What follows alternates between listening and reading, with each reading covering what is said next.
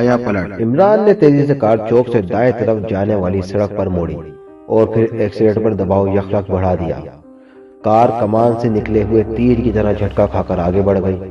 اس کی رفتار اب خطرناک حد سے بھی زیادہ ہو گئی تھی۔ سنسان سڑک پر دوڑتی ہوئی کار کسی ایکشن سے بھرپور فلم کا ایک حصہ معلوم ہو رہی تھی۔ عمران نے کافی دور جا کر بیک مرر پر نظر ڈالی اور اسے ایک کار کی ہیڈ لائٹس اندھیرے کا دامن چاک کرتی ہوئی نظر آئی۔ عمران کے لبوں پر نامحسوس سی مسکراہٹ تیر گئی۔ اب اسے مکمل یقین ہو گیا تھا کہ اس کا تعاقب کیا جا رہا ہے۔ آج شام کو جب وہ اپنی آوارہ گردی کا موڈ بنا کر فلیٹ سے نکلا تھا تو اس کا ذہن ہر قسم کی جھمیلوں سے پاک تھا۔ کیفے دلشاد میں چائے پی کر جب وہ کار سڑک پر لے آیا تو اسے پہلی بار احساس ہوا کہ اس کا تعاقب کیا جا رہا ہے۔ فلیٹ سے نکلتے ہی ایک سیاہ رنگ کی ڈاٹسن اس کی نظروں میں چڑھ گئی تھی، مگر اس نے اس لیے پرواہ نہیں کی تھی کہ آج کل کوئی کیس اس کے ہاتھ میں نہیں تھا۔ مگر اب جب کیفے سے باہر نکلنے کے بعد وہی سیاہ رنگ کی کار دوبارہ اسے اپنے پیچھے نظر آئی تو اس نے معاملے کا ذرا سنجیدگی سے نوٹس لیا۔ حقیقت معلوم کرنے کے لیے اس نے اپنی کار کا رخ شہر سے باہر جانے والی ایک سنسان سڑک کی جانب کیا اور پھر چوک سے دائیں جانب مڑنے والی سڑک پر مڑنے کے بعد جب اسے اسی کار کی ہیڈ لائٹ نظر آئی تو اسے اپنے تعاقب کا مکمل یقین ہو گیا۔ یقین ہوتے ہی اس نے کار کی رفتار یکدم کم کر دی اور پھر اسے آہستہ کرتے کرتے سڑک پر روک دیا۔ اب وہ بیک مرر پر نظریں جمائے اپنے پیچھے آنے والی کار کو دیکھ رہا تھا جو لمحہ بہ لمحہ قریب آتی چلی جا رہی تھی۔ اس کی رفتار بھی خاصی کم ہو گئی تھی، لیکن چونکہ عمران نے کار بالکل روک دی تھی اس لیے رفتار کم ہونے کے باوجود اس کے قریب پہنچ چکی تھی۔ جب دونوں کاروں کا فاصلہ تقریباً 100 گز کے قریب رہ گیا تو عمران کار کا دروازہ کھول کر باہر نکل آیا۔ اب وہ سڑک کے عین درمیان کھڑا تھا۔ اس نے دونوں ہاتھ اوپر اٹھا رکھے تھے اور بڑی معصومیت سے آنکھیں جھپکا رہا تھا۔ ڈاٹسن اس کے بالکل قریب آ کر رک گئی۔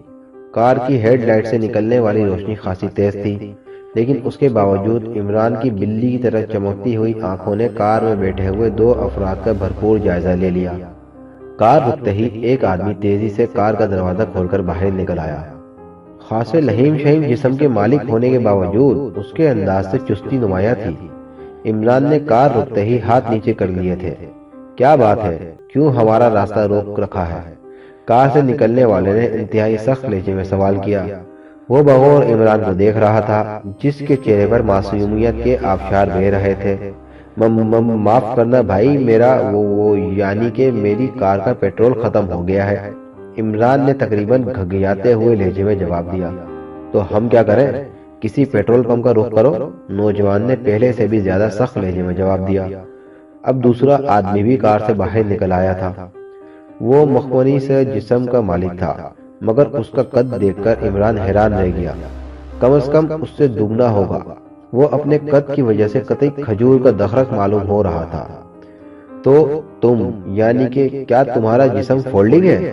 عمران نے اسے دیکھتے ہی سوال کیا۔ لہجہ مسکینیت سے بھرپور تھا۔ کیا مطلب؟ کھجور مار کا نوجوان اس کا مطلب نہ سمجھ سکا۔ میرا مطلب ہے کہ تم کار میں بغیر تہے ہوئے تو نہیں بیٹھ سکتے، کم از کم 4 تہیں تو بنتی ہوں گی۔ Shut up you nonsense! کھجور مار کا نوجوان ہتے سے ہی اکھڑ گیا۔ عمران کی بات پر دوسرا نوجوان کھلکھلا کر ہنس پڑا۔ جولی، آدمی تو دلچسپ معلوم ہوتا ہے، نوجوان نے ہنستے ہوئے کھجور مار کا نوجوان سے جس کا نام شاید جولی تھا کہا۔ چلو جیگر، خواہ مخواہ اس کی باتوں میں وقت ضائع ہو رہا ہے۔ کھجور مار کا جولی ابھی تک جھنجھلایا ہوا تھا۔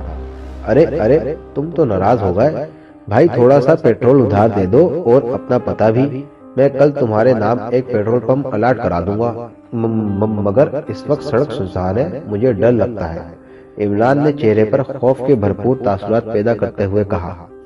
ہمارے پاس فالتو پیٹرول نہیں ہے، تم ہمارے ساتھ بیٹھ جاؤ، ہم تمہیں پیٹرول پمپ پر چھوڑ دیں گے، وہاں سے پیٹرول لے کر آ جانا، جیگر نے تجویز پیش کی۔ مگر کیا تم مجھے واپس چھوڑ جاؤ گے؟ عمران نے امید بھری نظروں سے جیگر کی طرف دیکھتے ہوئے کہا۔ ہم تمہارے باپ کے نوکر ہیں، یہ تھوڑا ہے کہ ہم تمہیں پیٹرول پمپ تک لفٹ دینے پر تیار ہو گئے ہیں۔ جولی کا غصہ ابھی تک نہیں اترا تھا۔ تھینک یو، چلو میں واپسی میں پیدل آ جاؤں گا، ذرا صحت ہی بن جائے گی۔ ڈیڈی روز کہتے ہیں کہ پیدل چلا کرو، تم موٹے ہوتے جا رہے ہو۔ کیا میں واقعی موٹا ہوتا جا رہا ہوں؟ عمران نے بات کرتے کرتے سوال کر ڈالا۔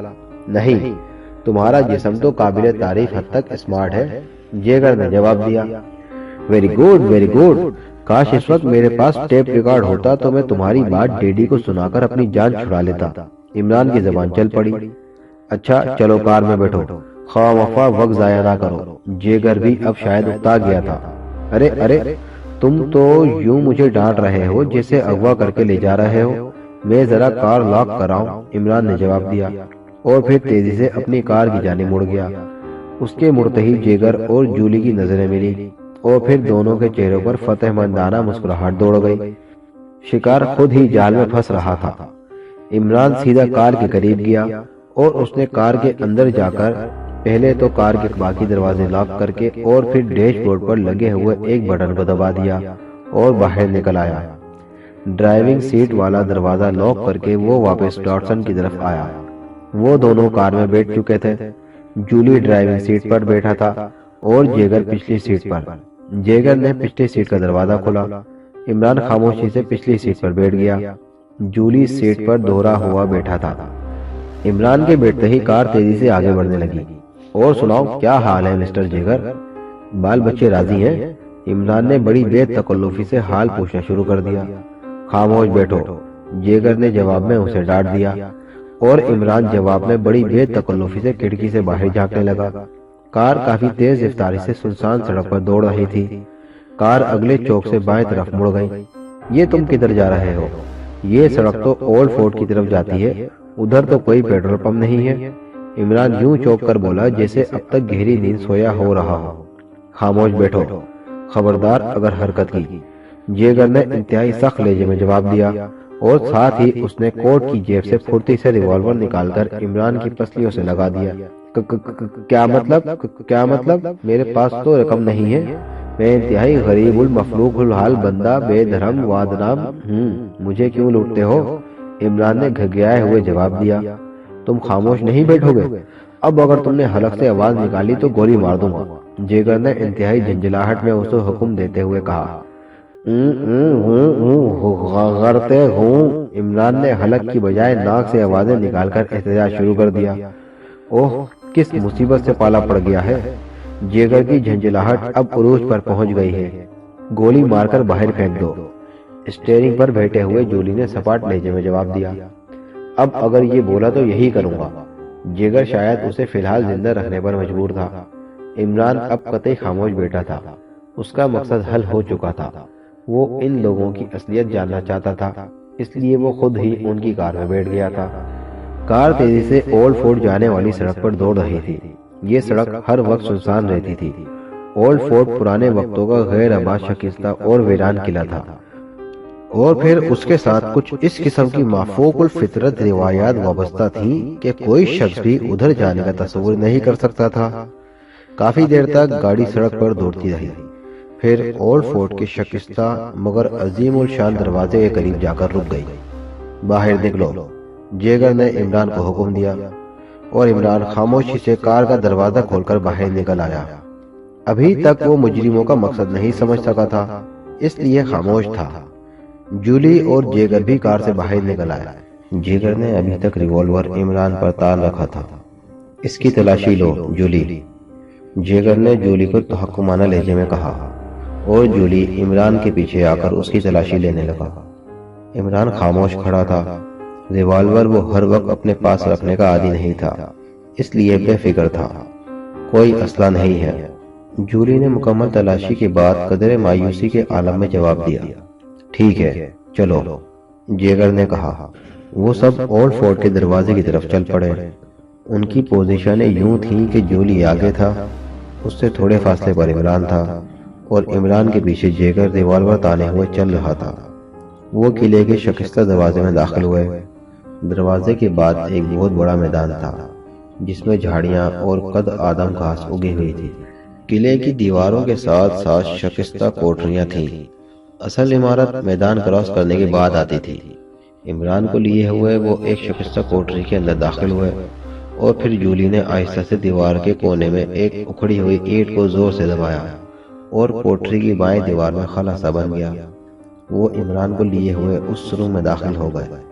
یہ ایک طویل سرنگ تھی جو کافی سے زیادہ حد تک شکستہ تھی، مگر اس میں تازہ ہوا برابر آ رہی تھی، اس لیے اس میں کسی قسم کی سیلن یا بدبو پیدا نہیں ہوئی تھی۔ وہ سرنگ میں چلتے گئے۔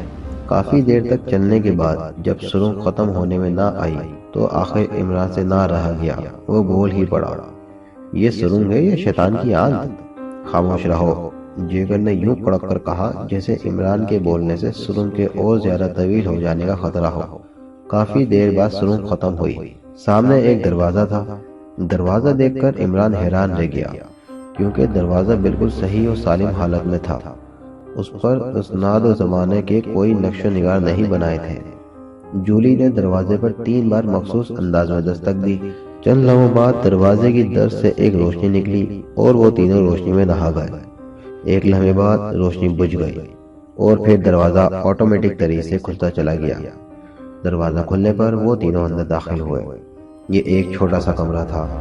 ان کے اندر داخل ہونے پر دروازہ خود بخود بند ہو گیا۔ اس کمرے سے نکل کر وہ ایک گیلری میں پہنچے۔ گیلری بجلی کے کمکموں سے روشن تھی۔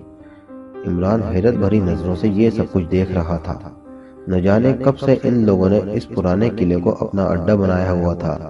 ان کے انتظامات سے تو یوں ہی محسوس ہوتا تھا جیسے انہیں یہاں سیٹ ہوئے کافی عرصہ گزر چکا تھا۔ گیلری میں موجود ایک بڑے سے دروازے کے پاس پہنچ کر وہ رک گئے۔ دروازے کے باہر ایک سرخ رنگ کا بلب جل رہا تھا۔ جولی نے دروازے کی مضبوط چوکھٹ پر لگے ہوئے ایک چھوٹے سے بٹن کو دبایا اور پھر مؤدبانہ انداز میں پیچھے ہٹ کر کھڑا ہو گیا۔ چند لمحوں بعد سرخ بلب بجھ گیا اور پھر دروازہ خودکار انداز میں کھلتا چلا گیا۔ اندر کمرے میں گہرا اندھیرا تھا۔ جیگر کے اشارے پر عمران دروازے کے اندر داخل ہو گیا۔ عمران کے ساتھ وہ دونوں بھی تھے۔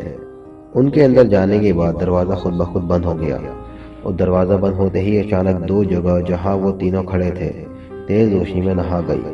کمرے کا باقی حصہ ملگجی روشنی میں عجیب پراسرار نظر آ رہا تھا اور انتہائی سامنے اسی طرح قطعی اندھیرا چھایا ہوا تھا۔ لے آئے اسے؟ اندھیرے حصے سے ایک بھاری بھرکم آواز گونجی۔ لہجے میں عجیب سی کھڑکھڑاہٹ تھی، جیسے کوئی شخص زبردستی بول رہا ہو۔ یس باس، یہ شخص موجود ہے، جیگر نے انتہائی مؤدبانہ لہجے میں جواب دیا۔ ٹھیک ہے، اب تم جاؤ، باس نے انہیں حکم دیا اور ساتھ ہی دروازہ کھلتا چلا گیا۔ جیگر اور جولی واپسی کے لیے مڑے۔ عمران بھی ان کے ساتھ ہی چل پڑا۔ تم یہیں رکو عمران، باس نے سخت لہجے میں اسے حکم دیا اور عمران رک گیا۔ جیگر اور جولی دروازے سے باہر چلے گئے۔ ان کے باہر جانے کے بعد دروازہ بند ہو گیا۔ اس کرسی پر بیٹھ جاؤ عمران، آواز دوبارہ گونجی۔ عمران سمجھ گیا کہ سامنے والی دیوار میں مائکرو فون فٹ ہے۔ ٹیلی ویژن آئی کے ذریعے اسے کسی اور جگہ سے دیکھا جا رہا ہے۔ وہ خاموشی سے آگے بڑھ کر کرسی پر بیٹھ گیا۔ چند لمحوں تک خاموشی طاری رہی، پھر وہی آواز دوبارہ گونجنے لگی۔ مسٹر عمران، تمہیں اپنے آپ کو یہاں پا کر حیرت نہیں ہوئی؟ حیرت؟ وہ کیا ہوتی ہے؟ کیا یہ کسی جدید بیماری کا نام ہے؟ معاف کیجیے گا، طب کے متعلق میری معلومات صفر ہے۔ جواب میں ایک زوردار کہکا سنائی دیا اور پھر وہی آواز گونجی۔ ویری گڈ مسٹر عمران، مجھے خوشی ہوئی کہ تم انتہائی دلیر اور نڈر آدمی ہو۔ مجھے تجربے کے لیے ایسے ہی آدمی کی ضرورت تھی۔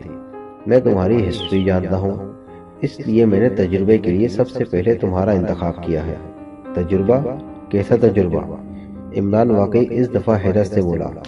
تمہیں سب معلوم ہو جائے گا بیٹا، اور تم اس ملک میں پہلے شخص ہوگے جس پر جدید ترین تجربہ کیا جائے گا، اور اس کی کامیابی کے بعد اس تجربے کو وسیع پیمانے پر دہرایا جائے گا۔ آواز کا لہجہ مسرت سے بھرپور تھا۔ کیا مجھے طوطا بنانے کا ارادہ ہے؟ مگر سوچ لو، پھر مجھے چوڑی کھلانی پڑے گی، اور میں وناسپتی گھی کی چوری نہیں کھاؤں گا۔ اصلی اور خالص دیسی گھی کی چوری ہی مجھے راس آئے گی۔ عمران نے حماقت آمیز لہجے میں جواب دیا، لیکن اس کی بات کا کوئی جواب نہیں ملا۔ چند لمحوں کی خاموشی کے بعد اچانک دروازہ کھلا اور پھر 2 نقابپوش اندر داخل ہوئے۔ انہوں نے ہاتھوں میں مشین گنیں پکڑی ہوئی تھی۔ ہمارے ساتھ چلو، خبردار اگر کوئی حرکت کی تو گولیوں کا مینہ برسا دیا جائے گا، ایک نقابپوش نے سخت لہجے میں عمران سے کہا۔ اگر حرکت نہیں کروں گا تو چلوں گا کیسے پیارے؟ بغیر حرکت کیے چلنا تو مجھے کسی نے سکھایا ہی نہیں۔ عمران نے اسی لہجے میں جواب دیا۔ Shut up. نقاب پوش سے جب کوئی جواب نہ بن پڑا تو اس نے ڈانٹنے میں ہی عافیت سمجھی۔ لیجیے، پہلے حرکت کرنے سے منع کیا، اب بولنے سے بھی منع کر دیا ہے۔ عجیب دھاندلی ہے۔ ایسی دھاندلی تو ہم نے قصے کہانیوں میں بھی نہیں پڑھی۔ وہاں بھی کالا دیو کم از کم شہزادے کو بولنے کا حق دیتا ہے۔ عمران کی زبان چل پڑی۔ دوسرے ہی لمحے ایک نقاب پوش نے اسے گریبان سے پکڑ کر جھٹکا دیا اور عمران کو شاید اس ناشائستہ حرکت پر غصہ آ گیا۔ وہ سیدھا کھڑا ہوا اور دوسرے لمحے گریبان پکڑنے والا نقاب پوش چیختا ہوا فرش پر ڈھیر ہو گیا۔ اس کے پیٹ میں عمران نے پوری قوت سے مکہ مار دیا تھا۔ دوسرا نقاب پوش مشین گن سیدھی کرنے ہی لگا تھا کہ عمران نے کلا بازی کھائی اور اس کی دونوں ٹانگوں نے نقاب پوش کی گردن کو کینچی کی طرح جکڑ لیا اور پھر وہ بھی عمران کے ساتھ ہی الٹا چلا گیا۔ اس کے ہاتھوں سے مشین گن چھوٹ کر دور جا گری۔ عمران برق کی طرح ترپ کر سیدھا ہو گیا اور دوسرے لمحے مشین گن اس کے ہاتھ میں تھی۔ پہلا نقاب پوش پیٹ پکڑے اٹھنے کی کوشش کر رہا تھا۔ اس کے چہرے پر شدید ترین تکلیف کے آثار نمایاں تھے۔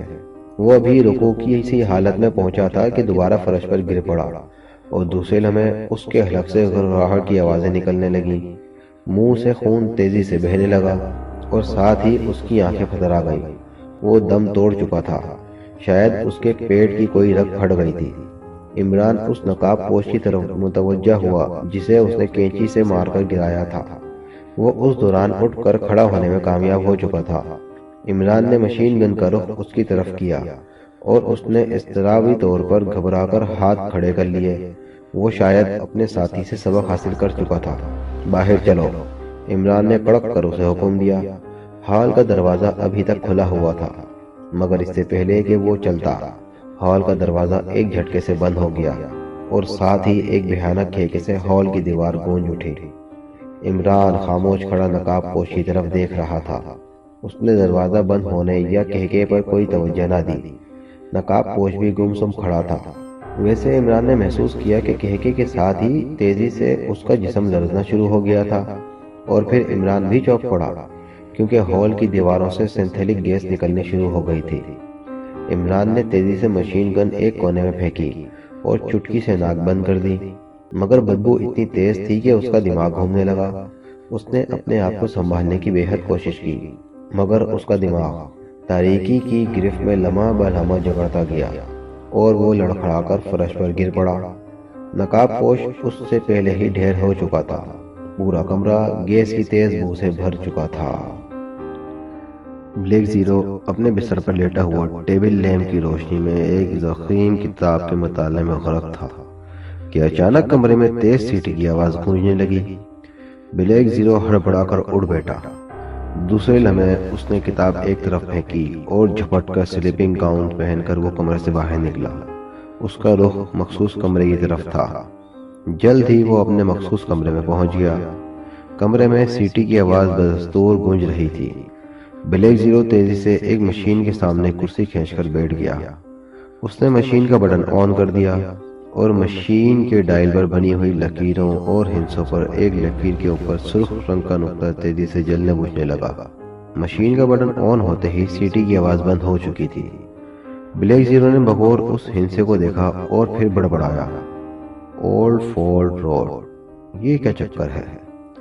چند لمحوں تک وہ خالی نظروں سے نقطے کو دیکھتا رہا اور پھر اس نے مشین کا بٹن دبایا اور کرسی سے اٹھ کھڑا ہوا۔ مخصوص کمرے سے نکل کر وہ اس مہلکہ ڈریسنگ روم میں چلا گیا۔ چند لمحوں بعد جب وہ باہر نکلا تو وہ سیاہ سوٹ میں ملبوس تھا۔ اس نے ایک الماری سے ریوالور اور چند فالتو راؤنڈ نکال کر جیب میں ڈالے اور پھر ایک نظر مخصوص کمرے پر ڈالتا ہوا دروازے سے باہر نکل گیا۔ چند لمحوں بعد اس کی بے آواز موٹر سائیکل تیزی سے سڑک پر دوڑ رہی تھی۔ موٹر سائیکل طوفان کسی تیز رفتاری سے اڑی چلی جا رہی تھی۔ جلد ہی black zero old Ford road کی پہلی کراسنگ پر پہنچ گیا۔ اس روڈ پر تھوڑی دور جانے کے بعد اسے دور ہی سے عمران کی کار سڑک کی ایک سائیڈ پر کھڑی نظر آ گئی۔ اس نے موٹر سائیکل کی رفتار آہستہ کر دی اور پھر وہ کار سے تھوڑی دور پیچھے ہی رک گیا۔ چند لمحوں تک وہ سڑک پر پاؤں ٹکائے حالات کا جائزہ لیتا رہا، لیکن کار کے ارد گرد تمام ماحول پرشکست سی خاموشی طاری ہو گئی۔ بلیک زیرو نے اتر کر موٹر سائیکل اسٹینڈ پر کھڑی کی اور پھر تیز تیز قدم اٹھاتا ہوا کار کی طرف بڑھا۔ کار کے شیشے چڑھے ہوئے تھے۔ بلیک زیرو نے جیب سے چابی نکالی اور پھر اس نے دروازہ کھول دیا۔ اس نے کار کی اندرونی لائٹ جلائی اور پھر اچھی طرح کار کو چیک کرنے لگا۔ ڈیش بورڈ پر لگے ہوئے اس بٹن کو اس نے آف کر دیا جسے عمران دبا گیا تھا اور جس کے اشارے پر بلیک زیرو یہاں تک پہنچا تھا۔ اسٹیئرنگ کی دوسری سائیڈ پر جو دروازہ تھا اس کے شیشے پر انگلی سے ایک چھوٹا سا نشان بنا ہوا تھا، ایک چھوٹا سا دائرہ بنا کر اسے کراس کیا ہوا تھا۔ بلیک زیرو نے بغور اس نشان کو دیکھا اور پھر مسکرا دیا۔ اس نے جیب سے رومال نکال کر وہ نشان مٹا دیا اور پھر کار سے باہر نکل آیا۔ دروازہ بند کر کے اس نے لاک کھلا چھوڑ دیا۔ پھر وہ تیزی سے اپنی موٹر سائیکل کے قریب پہنچا۔ اس نے موٹر سائیکل کی سائیڈ میں ایک خانہ کھولا اور پھر اس میں سے ایک چھوٹا سا ٹرانسمیٹر نکال کر ہاتھ میں پکڑ لیا۔ اس نے تیزی سے ایک فریکوینسی سیٹ کی اور بٹن آن کر دیا۔ Hello hello X two speaking over, وہ ایکس ٹو کے مخصوص لہجے میں بول رہا تھا۔ جلد ہی دوسری طرف سے رابطہ قائم ہو گیا۔ ہیلو جولیا اسپیکنگ اوور، دوسری طرف سے جولیا کی آواز سنائی دی۔ جولیا کسی ممبر کو کال کر کے اس کی ڈیوٹی لگاؤ کہ وہ اولڈ فورڈ روڈ کے 13ویں سنگ میل کے قریب سے عمران کی کار دانش منزل لے جائے۔ میں تھوڑی دیر بعد تمہیں پھر کال کروں گا۔ سیٹ کے قریب رہنا، اوور۔ بلیک زیرو نے احکامات دیے۔ یس سر، میں ابھی صفدر کو کال کرتی ہوں، اوور، جولیا نے جواب دیا۔ Okay, over and all, black zero نے کہا اور پھر بٹن آف کر کے سیٹ دوبارہ خانے میں رکھ دیا۔ خانہ بند کر کے وہ موٹر سائیکل پر سوار ہوا اور سیلف اسٹارٹر دباتے ہی موٹر سائیکل کا انجن جاگ اٹھا۔ دوسرے لمحے ایک جھٹکے سے موٹر سائیکل اوٹ فورٹ کی طرف بھاگنے لگی۔ بلیک زیرو کے ذہن میں عجیب سے خیال آ رہے تھے۔ وہ سوچ رہا تھا کہ عمران پر یخلق ایسی کون سی افتاد پڑ گئی ہے جس کی وجہ سے اسے یوں کار چھوڑ کر جانا پڑ گیا ہے، اور پھر وہ وائرلیس اسپیشل کاشن اور سرکل نشان، یہ سب چیزیں اس کے ذہن میں گڑبڑ ہو رہی تھی۔ بہرحال کوئی واضح تصویر اس کے ذہن پر مکس نہیں ہو رہی تھی۔ جلد ہی وہ اس کراسنگ پر پہنچ گیا جہاں سے ایک سڑک پرانے قلعے کو اور ایک واپس شہر کی طرف جاتی تھی۔ اس کراسنگ پر پہنچ کر بلیک زیرو نے موٹر سائیکل روک دی۔ اب وہ مکسمکسے میں پھنس گیا تھا کہ کون سا راستہ اختیار کرے۔ رات کا وقت تھا اور چاروں طرف ویرانی اور سنسنانی کا دور تھا۔ شہر کی طرف جانے والی سڑک کے رخ دو ستاروں کی طرح چمکتی ہوئی روشنیاں کسی نئی دنیا کا دلکش نظارہ پیش کر رہی تھی، مگر بلیک زیرو اس دلکش نظارے سے بے نیاز بڑے غور سے سڑک پر نظر جمائے کھڑا تھا۔ پرانے قلعے کی طرف اس کا ذہن بار بار جاتا تھا، مگر پھر وہ اپنے اس خیال کو خود ہی مسترد کر دیتا، کیونکہ پرانے قلعے کی طرف عمران کے جانے یا لے جانے کی کوئی تک نظر نہیں آتی تھی۔ جب چند لمحوں تک وہ کوئی فیصلہ نہ کر سکا تو اس نے اتر کر موٹر سائیکل اسٹینڈ کی اور پھر نیچے بیٹھ کر بغور سڑک کو دیکھنے لگا۔ جلدی میں وہ ٹارچ ساتھ نہ لا سکا تھا، اس لیے اسے اب اپنی قوت بصارت کو آزمانا پڑ رہا تھا، مگر اتنی گہری تاریکی میں ٹائروں کے نشانات دیکھ لینا ایسے ہی تھا جیسے بھوسے کے ڈھیرے سے سوئی ڈھونڈ نکالنا۔ ابھی وہ اسی مکسمسے میں مبتلا تھا کہ اچانک اس کی نظریں پرانے قلعے کی طرف اڑ گئیں اور پھر وہ چونک کر اٹھ کھڑا ہوا۔ دور قلعے کی طرف اسے چمک سی نظر آئی جیسے بجلی چمکی ہو، مگر آسمان پر ستارے اپنی پوری آب و تاب سے چمک رہے تھے، اس لیے اس نے بجلی والا خیال ذہن سے جھڑک دیا۔ ایک لمحے کے لیے اس کے ذہن میں پرانے قلعے سے وابستہ مافوق الفطرت داستانیں گھوم گئیں، مگر دوسرے لمحے وہ پرانے قلعے کی طرف جانے کا فیصلہ کر چکا تھا۔ اس نے تیزی سے موٹر سائیکل اسٹارٹ کی اور پھر گیئر بدلتے ہی اس نے ایکسیلیٹر فل دبا دیا۔ موٹر سائیکل طوفان کی طرح آگے بڑھتی چلی گئی۔ جلد ہی وہ پرانے قلعے کی طرف پہنچ گیا۔ اس نے موٹر سائیکل ایک گھنے درخت کے نیچے اسٹینڈ کی اور پھر اسے لاک کر کے پیدل ہی پرانے قلعے کی طرف بڑھنے لگا۔ جلد ہی وہ قلعے کے بڑے دروازے کے قریب پہنچ گیا۔ چاروں طرف چھائی ہوئی اعصاب شکن ویرانی انتہائی خوفناک تھی، مگر وہ یوں اطمینان سے آگے بڑھتا چلا جا رہا تھا جیسے وہ گوشت پوش کے انسان کی بجائے کوئی بدروح ہو۔ قلعے کے دروازے میں داخل ہوتے ہی وہ اچانک ٹھٹک کر ایک شکستہ دیوار کی آڑ میں ہو گیا۔ سامنے ایک کوٹری سے ایک سایہ سا نکلا تھا اور بلیک زیرو اس سائے کو دیکھ کر ٹھٹک گیا۔ اس لیے بلیک زیرو دیوار کے ساتھ اور سمٹ گیا۔ ویسے اس کا ایک ہاتھ جیب میں پڑے ہوئے ریوالور پر تھا، چونکہ اس نے سیاہ سوٹ پہنا ہوا تھا، اس لیے وہ اندھیرے کا ایک جز معلوم ہو رہا تھا۔ سایہ تیزی سے اس کے قریب سے گزرتا چلا گیا۔ اس کی نظر بلیک زیرو پر نہیں پڑی تھی۔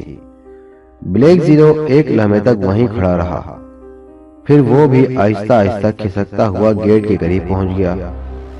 گیٹ کے مضبوط ستون سے لگ کر اس نے باہر جھانک کر دیکھا۔ وہ سایہ گیٹ سے تھوڑی دور کھڑا تھا۔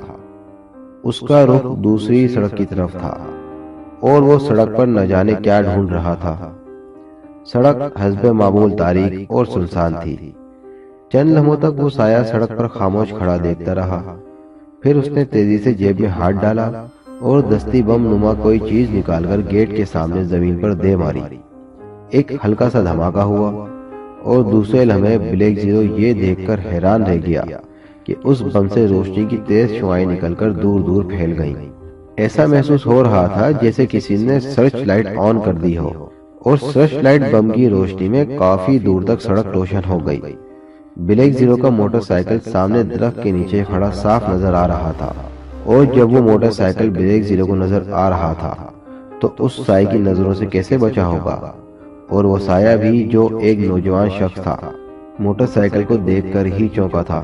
سرچ لائٹ بم کی روشنی بجھ چکی تھی اور ایک بار پھر ہر طرف اندھیرا ہو گیا تھا۔ وہ نوجوان تیزی سے اس موٹر سائیکل کی طرف بڑھنے لگا۔ بلیک زیرو کسی قیمت پر اس موٹر سائیکل کو ہاتھ سے گنوانا نہیں چاہتا تھا۔ چنانچہ نوجوان کے آگے بڑھتے ہی بلیک زیرو بھی ستون کی اور سے نکلا، اور پھر دوسرے لمحے یوں محسوس ہوا جیسے بجلی گوندی ہو۔ بلیک زیرو ہوا کی طرح ایک ہی چھلانگ میں اس نوجوان پر جا پڑا۔ نوجوان شاید اس اچانک افسوس سے گھبرا گیا اور وہ بلیک زیرو کے ساتھ لپٹا ہوا زمین پر گر گیا، مگر دوسرے لمحے اس نے حیرت انگیز کروٹ بدلی اور بلیک زیرو کی مضبوط گرفت سے باہر نکل گیا۔ مگر بلیک زیرو نے اسے اٹھنے کی مہلت نہ دی، اور بلیک زیرو کی حیرت انگیز پھرتی کی وجہ سے ایک بار پھر اس کی زد میں آ گیا۔ اس دفعہ بلیک زیرو کی گرفت انتہائی مضبوط اور خطرناک تھی۔ بلیک زیرو کے دونوں ہاتھ اس کی بغلوں کے نیچے سے نکال کر اس کی گردن کی پشت کے ہاتھوں کی انگلیوں کا پنجہ جما لیا۔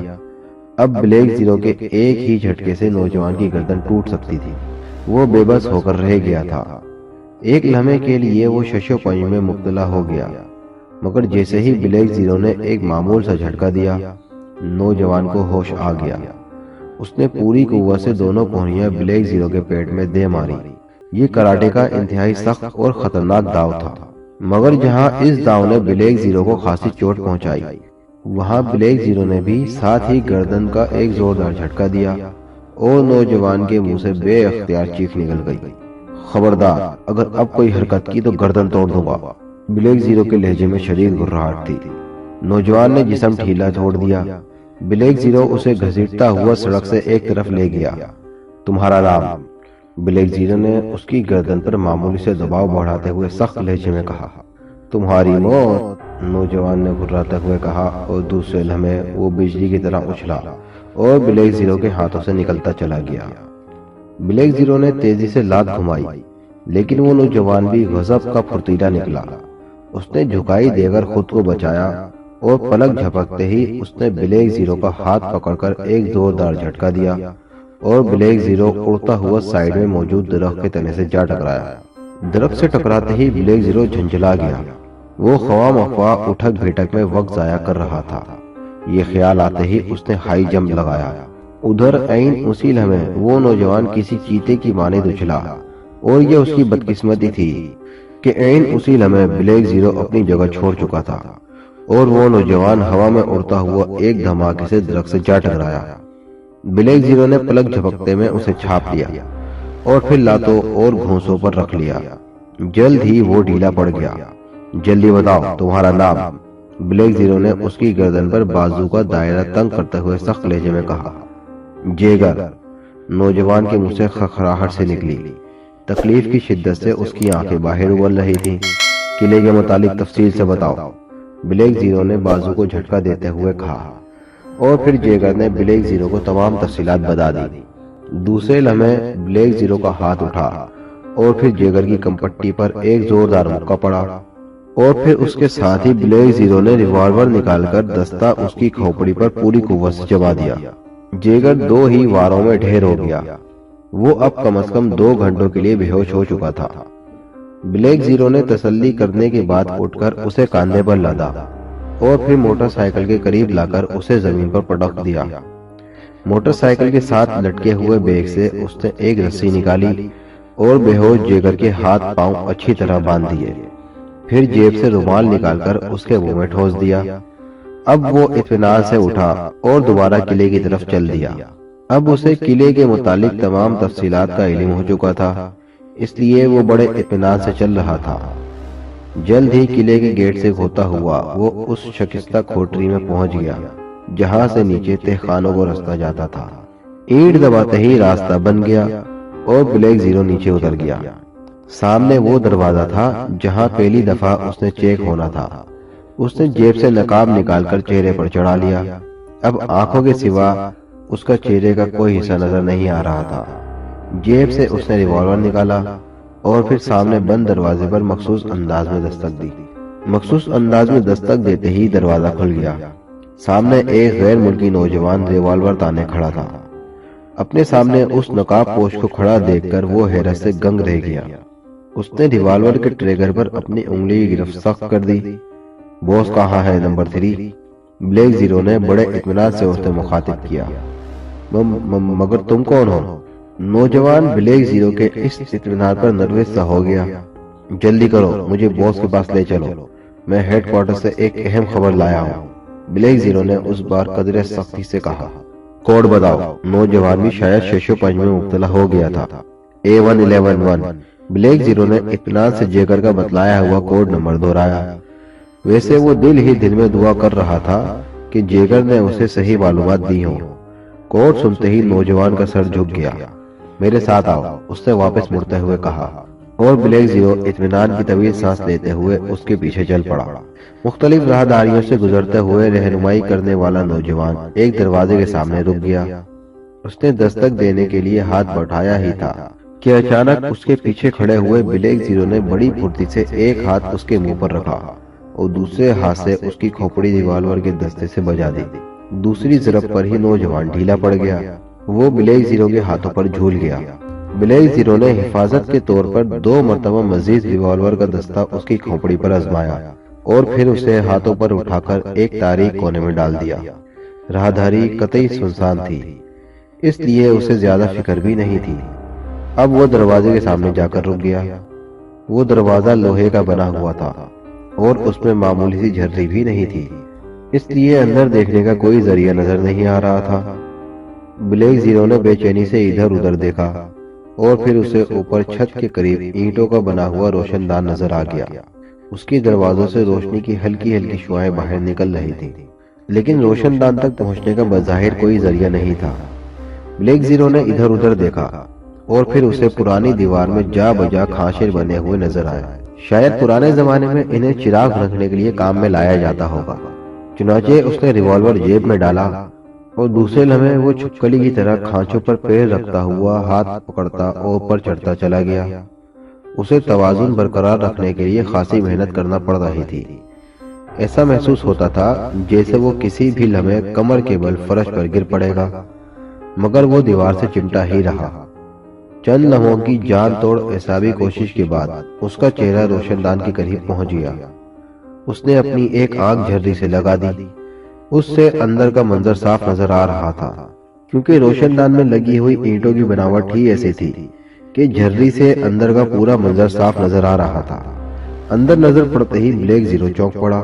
یہ ایک بہت بڑا ہال تھا جس کے درمیان 4 نقاب پوش کھڑے تھے۔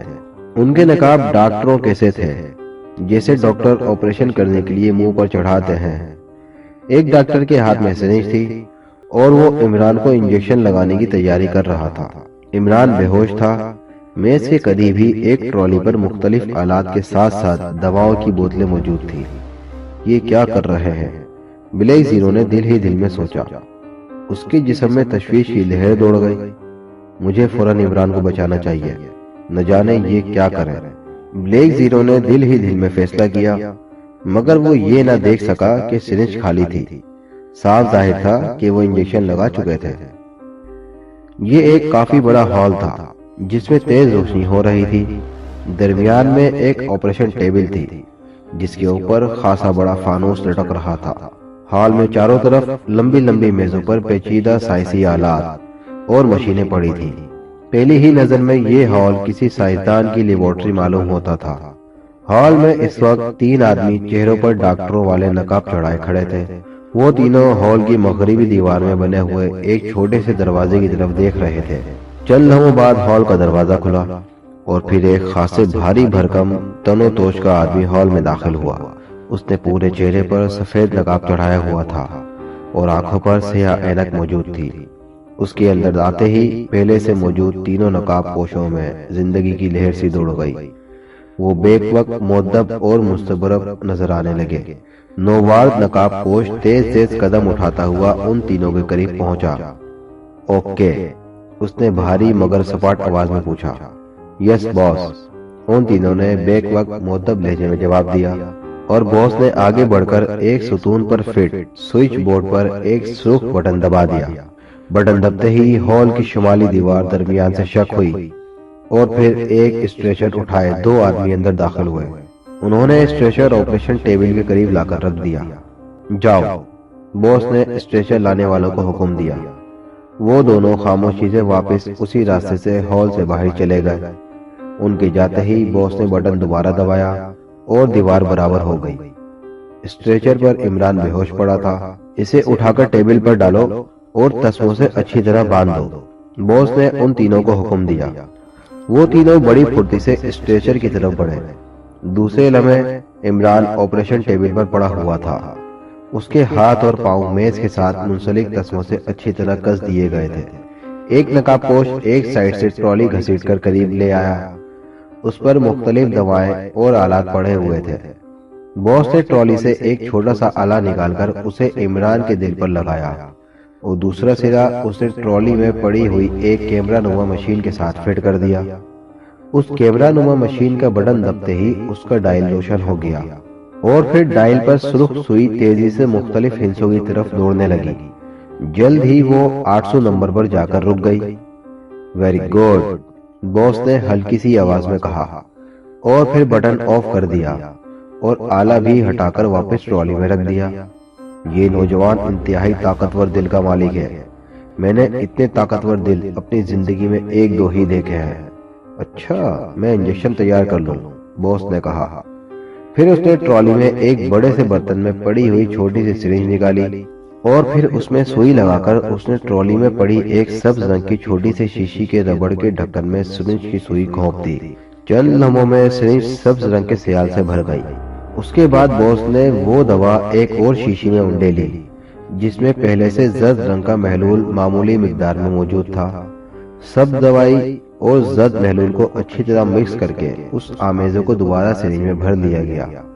اب باس نے بغور ایک دفعہ سرنج کو دیکھا اور پھر ان تینوں سے مخاطب ہوا۔ اس ملک کے کسی باشندے پر میرا یہ پہلا تجربہ ہوگا اور میز پر یہ جو نوجوان لیٹا ہے اس کے متعلق تم زیادہ نہیں جانتے، مگر میں اسے اچھی طرح جانتا ہوں۔ کافی عرصے پہلے ایک بار میں اس کے ہاتھوں عبرتناک شکست کھا چکا ہوں۔ آپ شکست کھا چکے ہیں؟ تینوں نے یوں اپنی حیرت کا اظہار کیا جیسے یہ تصور ہی ان کے لیے ناممکن ہو۔ ہاں، میں حقیقت پسند فطرت کا مالک ہوں۔ واقعی تم لوگوں کے لیے میں ناقابل شکست ہوں، مگر میں جانتا ہوں کہ عمران مجھ سے ذہنی صلاحیتوں کے لحاظ سے بہت آگے ہے۔ چنانچہ اس دفعہ میں واقعی ناقابل شکست بن کر آیا ہوں اور نتیجہ ظاہر ہے کہ عمران میرے سامنے بے بس پڑا ہے۔ اس انجیکشن کے لگنے کے بعد اس غریب کی حالت قابل رحم ہو جائے گی۔ میں پھر آزاد ہوں۔ اس ملک پر میرا راج ہوگا۔ دنیا کی کوئی طاقت پھر میرے کام میں دخل اندازی نہیں کرے گی۔ چند لمحوں بعد میرے راستے کا سب سے بڑا پتھر ایک طرف ہٹ جائے گا۔ پروفیسر نے باقاعدہ تقریر کر ڈالی۔ مگر باس، کیا یہ واقعی وہی عمران ہے جس کا تذکرہ آپ نے کیا ہے اور اکثر کرتے رہتے ہیں؟ ایک نقاب پوش نے جھجکتے ہوئے پوچھا اور باس یوں چونک پڑا جیسے اسے کسی بچھو نے کاٹ لیا ہو۔ تمہیں اس پر کیسے شک ہوا؟ اس نے بڑے سخت لہجے میں سوال کیا۔ سر، جس آسانی سے یہ اغوا ہوا ہے اور وہ بھی 2 معمولی سے کارکنوں کے ہاتھوں، اور اب جتنی بے بسی سے اس میز پر پڑا ہے، اس سے تو یہی ظاہر ہوتا ہے کہ اس شخص کے متعلق سنے ہوئے افسانے غلط تھے، یا پھر یہ وہ شخص نہیں۔ نقاب پوش نے اپنے شک کی پوری وضاحت کی۔ تم اپنی جگہ سچے ہو، مگر یہ اصلی عمران ہے، اسی لیے میں نے اس کا ہارٹ چیک کیا تھا۔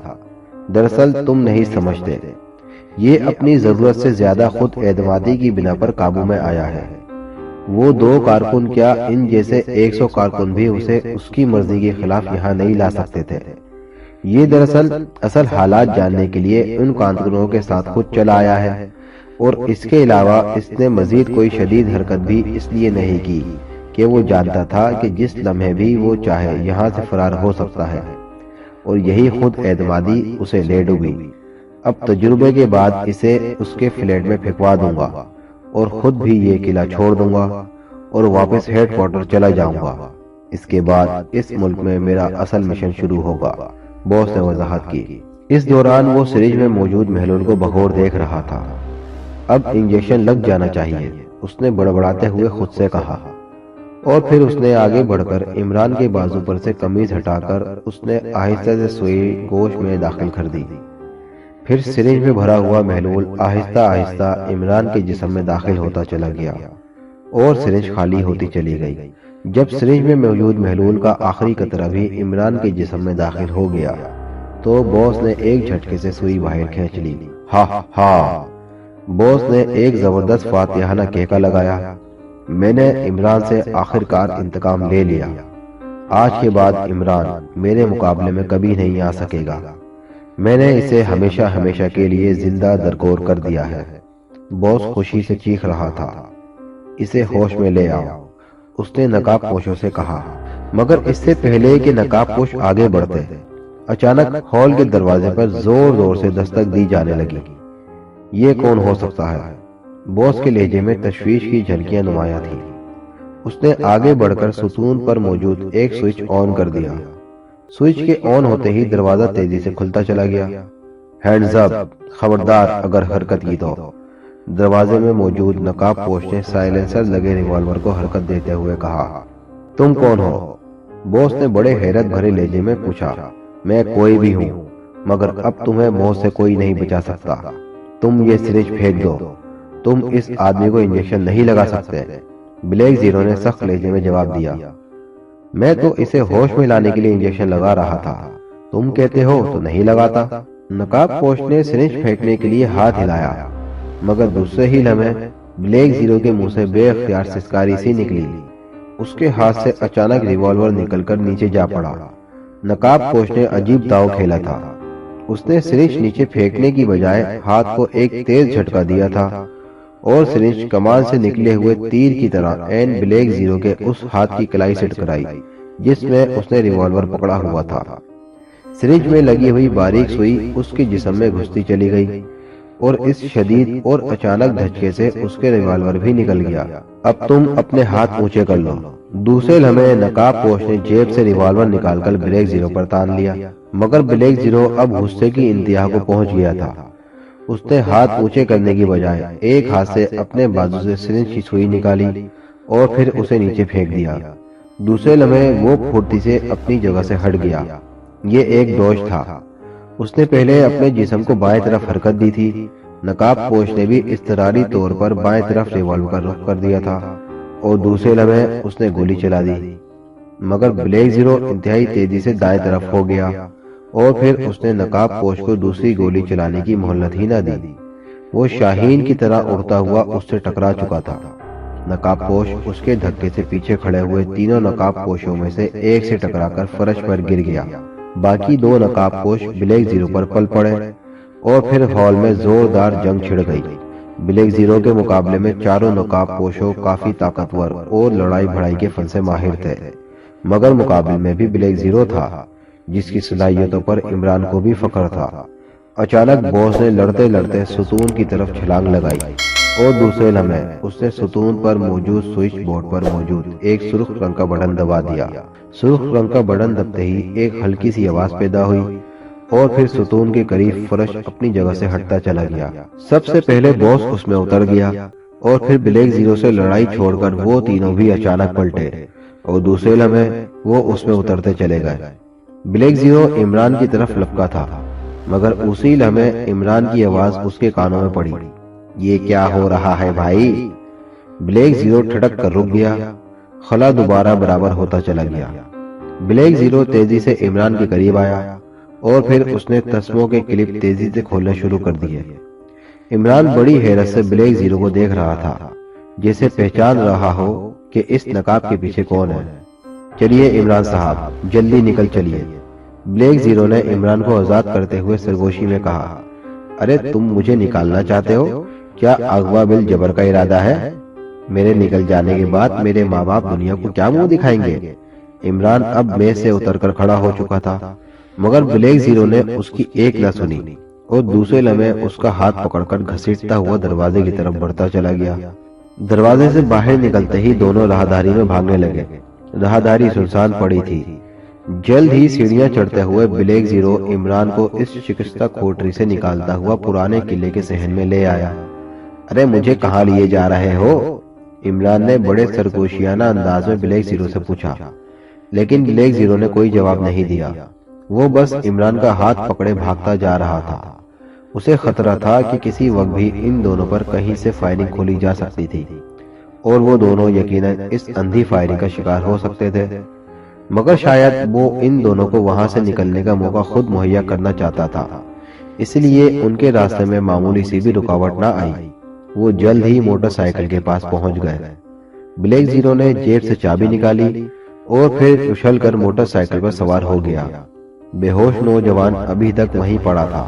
سیلف اسٹارٹ بٹن دباتے ہی موٹر سائیکل کا بے آواز انجن جاگ اٹھا اور دوسرے لمحے بلیک زیرو نے کلچ دبا کر گیئر بدل دیا، لیکن اسے احساس ہوا کہ عمران ابھی موٹر سائیکل پر نہیں بیٹھا۔ اس نے مڑ کر پیچھے دیکھا تو عمران واپس قلعے کی طرف جا رہا تھا اور بلیک زیرو عمران کی اس حرکت پر حیران رہ گیا۔ اس کے دل میں فوراً یہ خیال آیا کہ کہیں عمران کا دماغ تو معاف نہیں ہو گیا۔ اب اس کے ذہن میں یہ آیا کہ جب اس نے روشن دان سے دیکھا تھا اور پھر دروازے کو کھول کر اندر داخل ہوا تھا تو سرنج خالی تھی۔ اس کا مطلب یہ تھا کہ مجرموں نے کوئی دوا عمران کے جسم میں داخل کر دی ہے۔ بلیک زیرو نے ایکسیلیٹر دبایا اور پھر موٹر سائیکل عمران کے پیچھے دوڑا دی۔ عمران زیادہ تیزی سے نہیں دوڑ رہا تھا، اس لیے دوسرے لمحے موٹر سائیکل عمران کے قریب جا کر رک گئی۔ عمران صاحب، یہ آپ کیا کر رہے ہیں؟ جلدی کیجئے، میرے پیچھے بیٹھیے ورنہ وہ حملہ کر دیں گے، بلیک زیرو نے عمران سے کہا۔ عمران جو موٹر سائیکل کے قریب پہنچتے ہی رک گیا تھا، مجرموں کے حملے کا سنتے ہی خوفزدہ ہو گیا۔ کیا واقعی مجرم حملہ کر دیں گے؟ بچاؤ بچاؤ، خدا کے لیے بچاؤ، اے نقاب پوش درندے، اوہ اوہ معاف کرنا نقاب پوش فرشتے، مجھے بچاؤ۔ عمران کے لہجے میں شدید خوف کی جھلکیاں نمایاں تھیں اور بلیک زیرو عمران کی اس بے مثال اداکاری پر حیران رہ گیا۔ وہ سوچنے لگا یہ شخص بے مثال ایکٹر ہے۔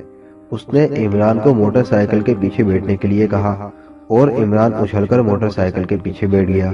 بلیک زیرو نے موٹر سائیکل واپس موڑی اور پھر وہ گیئر پر گیئر بدلتا چلا گیا۔ ٹاپ گیئر لگتے ہی اس نے ایکسیلیٹر پوری قوت سے موڑ دیا اور موٹر سائیکل ہوا سے باتیں کرنے لگی۔ ارے ارے آہستہ چلاؤ، مجھے ڈر لگ رہا ہے۔ موٹر سائیکل کی رفتار تیز ہوتے ہی عمران نے چیخ کر بلیک زیرو سے کہا، لیکن بلیک زیرو بھلا کب عمران کے اس بھرے میں آنے والا تھا۔ اس نے رفتار کچھ اور بڑھا دی اور عمران کے منہ سے اب باقاعدہ چیخیں نکلنے لگی، جیسے وہ انتہا سے زیادہ خوفزدہ ہو گیا ہو۔ کراسنگ مڑتے ہی اچانک ایک تیز گھڑگھڑاہٹ کی آواز سنائی دی اور بلیک زیرو نے کسی خطرے کو محسوس کرتے ہوئے رفتار آہستہ کر دی۔ گڑگڑاہٹ کے چند لمحوں بعد ایک کان پھاڑ دھماکہ ہوا۔ دھماکہ اتنا شدید تھا کہ زمین رزنے لگی تھی۔ بلیک زیرو نے پھرتی سے بریک لگا کر موٹر سائیکل روک دی۔ موٹر سائیکل رکتے ہی عمران نیچے اتر آیا اور پھر بلیک زیرو کی نظر دور بلندی پر موجود پرانے قلعے پر پڑی جس سے شعلے نکل رہے تھے۔ تمام قلعہ آگ کی لپیٹ میں تھا۔ بلیک زیرو نے کہا۔ اب اس دھماکے کا راز اس کی سمجھ میں آ گیا تھا۔ مجرموں نے ان کے نکل جانے پر اپنا اڈا تباہ کر دیا تھا، مگر اس کے باوجود اس نے فیصلہ کر لیا تھا کہ وہ سیکرٹ سروس کے ممبران کو قلعے کی تلاشی کا حکم ضرور دے گا۔ عمران ہونکوں کی طرح منہ پھاڑے قلعے کی طرف دیکھ رہا تھا۔ بلیک زیرو نے نقاب اتار کر جیب میں ڈالا اور پھر عمران سے مخاطب ہوا۔ بیٹھیے عمران صاحب، اس نے بڑے مؤدبانہ انداز میں کہا۔ میں نہیں بیٹھتا، تم تیز چلاتے ہو، عمران نے بچے کی طرح روٹتے ہوئے کہا۔ اچھا اب آہستہ چلاؤں گا، آپ بیٹھے تو صحیح، بلیک زیرو نے مسکراتے ہوئے جواب دیا، اور عمران نے موٹر سائیکل پر جم لگا دی۔ دوسرے لمحے موٹر سائیکل پھر تیز رفتاری سے شہر کی طرف بھاگنے لگی۔ ملک کے وزیر دفاع جناب عطاء الرحمن اپنے خوبصورت دفتر میں ایک اہم فائل کا مطالعہ کر رہے تھے۔ ان کے چہرے پر حیرت کے آثار صاف پڑے جا سکتے تھے۔ جیسے جیسے وہ فائل پڑھتے جاتے، ان کے چہرے پر سلوٹوں کی تعداد کچھ بڑھتی جا رہی تھی۔ پھر ایک طویل سانس لے کر انہوں نے فائل بند کر دی اور خود سر پکڑ کر بیٹھ گئے، جیسے وہ کسی گہرے مسئلے پر سوچ بچار کر رہے ہوں۔ اچانک بجنے والی ٹیلی فون کی گھنٹی نے ان کے لیے الارم کا کام کیا، اور پھر وہ چونک کر سیدھے ہو گئے۔ انہوں نے ریسیور اٹھا لیا۔ سر، کمانڈر ان چیف آپ سے بات کرنا چاہتے ہیں، ان کے پرسنل سیکریٹری کی شیریں آواز سنائی دی۔ کنیکٹ کرو، وزیر دفاع نے سباٹ لہجے میں کہا، اور پھر کمانڈر ان چیف کی سخت آواز ان کی کانوں سے ٹکرائی۔ ہیلو سر، میں ریاض بات کر رہا ہوں۔ یس جنرل ریاض، کیا بات ہے؟ فون کرنے کا مقصد؟ وزیر دفاع نے سر سے لہجے میں پوچھا۔ سر، میں نے کل آپ کے مطالعے کے لیے ایک فائل 003 ارسال کی تھی، امید ہے آپ نے اسے پڑھ لیا ہوگا، کمانڈر ان چیف جنرل ریاض نے کہا۔ ہاں، میں ابھی اس فائل کو دیکھ رہا تھا۔ یہ انتہائی عجیب بات ہے جو آپ نے اپنی رپورٹ میں لکھی ہے کہ پچھلے چند دنوں سے ہماری فوج کا مورال تیزی سے گرتا چلا جا رہا ہے۔ بڑے افسروں سے لے کر عام سپاہی تک انتہائی بزدلی کا مظاہرہ کر رہے ہیں، وزیر دفاع نے جواب دیا۔ یس سر، میں اس سلسلے میں وضاحت کرنا چاہتا تھا، کمانڈر ان چیف نے جواب دیا۔ تو بہتر ہے آپ میرے پاس آ جائیں، فون پر ایسی بات ٹھیک نہیں، وزیر دفاع نے جواب دیا۔ اوکے سر، میں ابھی آ رہا ہوں، کمانڈر ان چیف نے کہا، اور پھر سلسلہ ختم ہو گیا۔ وزیر دفاع نے ریسیور رکھ دیا اور دوبارہ فائل کھول کر بیٹھ گئے۔ تقریباً 5 منٹ بعد سیکریٹری نے انٹر کام پر کمانڈر ان چیف کی آمد کی اطلاع دی، اور پھر ان کی اجازت دینے پر کمانڈر ان چیف جنرل ریاض اندر آ گئے۔ ریٹائرنگ روم میں چل کر بیٹھتے ہیں، ذرا اطمینان سے گفتگو ہوگی، وزیر دفاع نے کہا، اور پھر فائل ہاتھ میں اٹھائے وہ دونوں آگے پیچھے چلتے ملحقہ ریٹائرنگ روم میں جا بیٹھے۔ ہاں، اب بتلاؤ، یہ رپورٹ آپ کے پاس کیسے پہنچی اور یہ سب کچھ کیسے ہوا؟ وزیر دفاع نے سوال کیا۔ سر، 3 دن پہلے مجھے پہلی بار ملٹری انٹیلیجنس سے ایک خفیہ رپورٹ ملی، جس میں اس بات کا ذکر تھا کہ اچانک ہماری فوج میں بزدلی کے نظریات پھیل گئے ہیں اور ہر شخص جنگ سے خوفزدہ ہو گیا ہے۔ اس کی کوئی وجہ نہیں بتائی گئی تھی، بلکہ یہ لکھا گیا تھا کہ اس پر تحقیق شروع کر دی گئی ہے۔ دوسرے دن پھر رپورٹ ملی جو پہلے سے بھی زیادہ تشویشناک تھی۔ ایک اسکیم میں فوجی افسروں اور سپاہیوں نے بدترین بزدلی کا مظاہرہ کیا، حالانکہ اس سے پہلے کبھی ایسا نہیں ہوا تھا۔ اسکیم کے دوران ہی افسر اور سپاہی ایک دوسرے سے یوں جان بچانے کے لیے بھاگے جیسے وہ بزدل بھیڑیں ہوں۔ اس کے بعد مجھے ایک اور رپورٹ ملی جس میں یہ بتلایا گیا تھا کہ ہماری فوج مکمل طور پر بزدل ہو چکی ہے، اور اب یہ کسی چھوٹے سے ملک کے سامنے بھی مقابلے میں نہیں ٹھہر سکتی، اور کہاں ہمسایہ دشمن ملک کی 5 گنا فوج، جبکہ اس سے پہلے تعداد میں کم ہونے کے باوجود سپاہی اور آفیسر کا مورال اتنا بلند تھا کہ وہ 5 گنا فوج کو خاطر میں ہی نہ لاتے تھے۔ پھر آپ نے کیا ایکشن لیا؟ وزیر دفاع نے جو بغور سن رہے تھے پہلی بار بولے۔ میں خود ایک اسکیم کے معائنے کے لیے گیا تھا، اور پھر میں نے وہاں جو حالات دیکھے وہ دنگ رہ گیا۔ رپورٹ میں جو کچھ بتلایا گیا تھا وہ حرف بحرف درست تھا، حالانکہ اس کی کوئی توجیہ ممکن نہیں تھی۔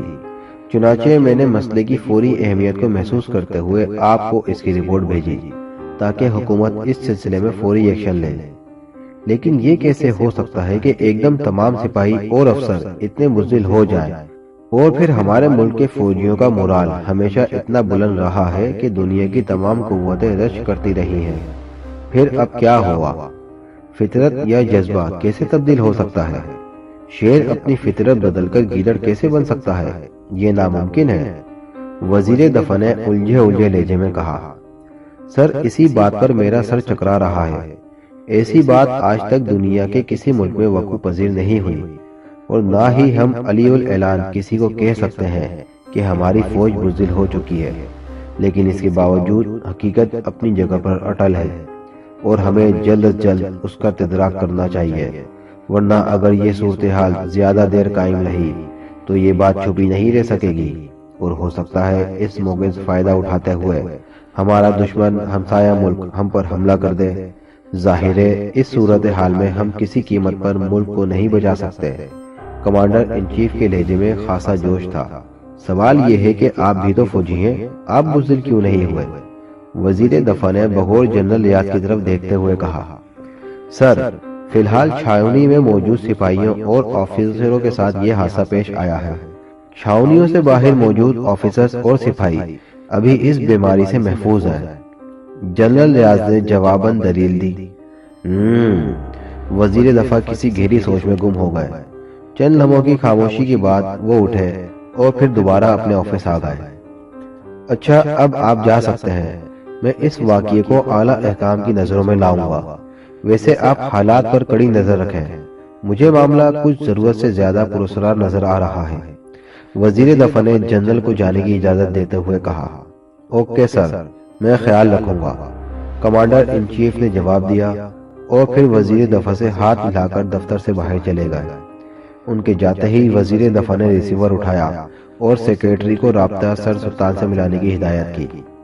چند لمحوں بعد رابطہ قائم ہو گیا۔ ہیلو، سلطان اسپیکنگ۔ دوسری طرف سے سر سلطان کی باوقار آواز سنائی دی۔ عطاء الرحمن اسپیکنگ سر، وزیر دفاع نے جواباً کہا۔ فرمائیے، سر سلطان نے پوچھا۔ سلطان صاحب، ایک عجیب و پیچیدہ کیس سامنے آیا ہے، مجھے ابھی اس کے متعلق اطلاع ملی ہے، میں نے سوچا کہ آپ سے اس کے متعلق ڈسکس کر لی جائے۔ وزیر دفاع شاید اپنا مطلب صحیح طریقے سے واضح کرنے میں ناکام رہے تھے، کیونکہ دوسری طرف سے سر سلطان کی الجھی ہوئی آواز سنائی دی۔ کیا مطلب جناب، میں سمجھا نہیں۔ بات یہ ہے سلطان صاحب، ابھی کمانڈر ان چیف نے مجھے اطلاع دی ہے کہ پچھلے دنوں سے ہماری چھاؤنی میں موجود فوجی سپاہی اور آفیسرز کا مورال قطعی گر گیا ہے۔ وہ تمام لوگ اپنی فطرت کے برعکس انتہائی بزدل ہو چکے ہیں۔ ملٹری انٹیلیجنس کی رپورٹ بھی یہی ہے۔ وزیر دفاع نے اپنی بات کی وضاحت کی۔ کیا مطلب مورال گر چکا ہے؟ میں سمجھا نہیں، آپ کیا کہہ رہے ہیں؟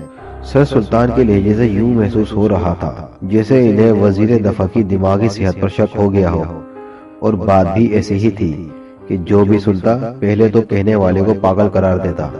جی ہاں، یہی بات ہے، وزیر دفاع نے بڑے اطمینان سے جواب دیا۔ کمال ہے، آپ اتنے عقل مند اور مدبر ہیں، اس لیے میں اور تو کچھ نہیں کہہ سکتا، مگر سر سلطان بھی الجھ گئے۔ ان کی سمجھ میں نہیں آ رہا تھا کہ وہ اپنی بات کس طرح مکمل کریں۔ جو کچھ آپ کہہ رہے ہیں، ہر آدمی پہلے یہی سوچتا ہے۔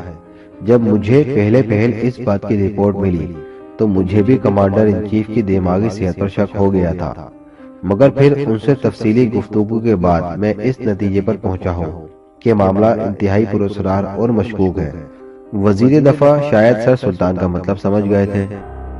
وہ فائل آپ کے پاس موجود ہے تو مجھے بھجوا دیجیے، پوری تفصیل پڑھنے کے بعد ہی اس کے متعلق کچھ کہہ سکتا ہوں۔ سر سلطان نے شاید بات ٹالنے میں ہی عافیت سمجھی۔ ٹھیک ہے، میں ابھی متعلقہ فائل آپ کے پاس بھیج دیتا ہوں، وزیر دفاع نے کہا، اور پھر ریسیور رکھ دیا۔ ریسیور رکھنے کے بعد انہوں نے سیکریٹری کو فائل 003 سر سلطان کو بھیجنے کا احکام نوٹ کرائے اور خود اٹھ کر دفتر سے باہر چلے گئے۔ ان کا دماغ اس بات پر اتنا الجھ گیا تھا کہ وہ دفتر میں مزید کام کرنے سے اپنے آپ کو قاصر سمجھ رہے تھے۔ ایک کمرے میں آمنے سامنے دو غیر ملکی بیٹھے ہوئے تھے۔ کمرے کا دروازہ بند تھا اور کمرے کے اندر تیز سبز رنگ کا بلب جل رہا تھا۔ باس، ہمارا مشن بے حد کامیاب رہا ہے، مگر فی الحال چھوٹے پیمانے پر تجربہ کیا گیا ہے، دوسرے غیر ملکی نے جواب دیا۔ اس سے پہلے کہ پہلا غیر ملکی کوئی جواب دیتا، کمرے میں تیز سیٹی کی آواز گونجنے لگی۔ دونوں چونک کر اٹھ کھڑے ہوئے اور پھر ان میں سے ایک نے تیزی سے آگے بڑھ کر دیوار کے ساتھ لگی ہوئی الماری کے پٹ کھول دیے اور اندر پڑے ہوئے ایک بڑے ٹرانسمیٹر کا ہیڈ فون کانوں پر چڑھا لیا۔